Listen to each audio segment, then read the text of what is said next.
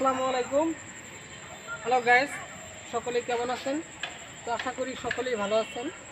তো আজকে আপনাদের মাঝে নতুন আরেকটি ব্লগ ভিডিও নিয়ে আসলাম। তো আজকের ব্লগটি হচ্ছে রেল লাইনের ব্রিজ কীভাবে তৈরি করেছে, তো এই রেল লাইনটির ব্রিজটি কত মজবুত হয়েছে তা নিয়ে কিন্তু আজকের ব্লগ ভিডিও। তো ক্যামেরা ভিতরে দেখতে পারতেছেন আমি কিন্তু রেল লাইনের ব্রিজের উপরে দাঁড়িয়ে রয়েছি। তো আজকে আপনাদেরকে বলবো রেল লাইনের ব্রিজটি কাট দেওয়া হয়েছে কিসের জন্য। তো ক্যামেরা ভিতরে দেখতে পারতেছেন এখান দিয়ে কাঠ দিয়ে কিন্তু লাগানো হয়েছে।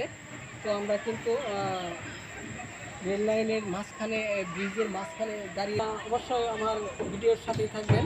তো রেল লাইনের উপর দিয়ে কিছুক্ষণে ঢুকতে এই গাড়িটি চলে আসবে।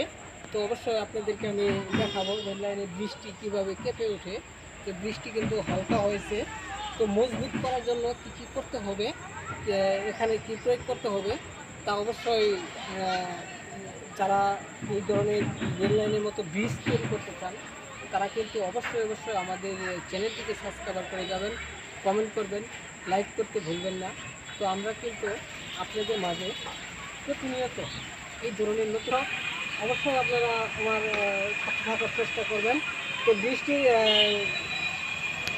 ফেয়ার হয়েছে 3 ফিটের মতো। তো অবশ্যই আপনারা লক্ষ্য করতেছেন বৃষ্টি কতটুকু ধরে হচ্ছে।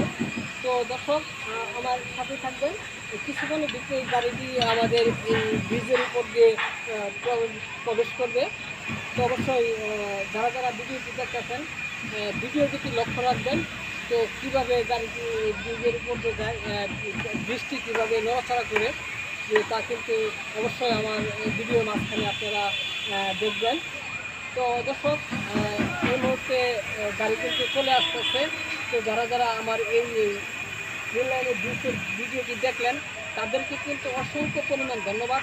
তো আবারও দেখা হবে আপনাদের মাঝে নতুন কোনো ব্লগ ভিডিও নিয়ে। সকলেই ভালো থাকবেন। আসসালামু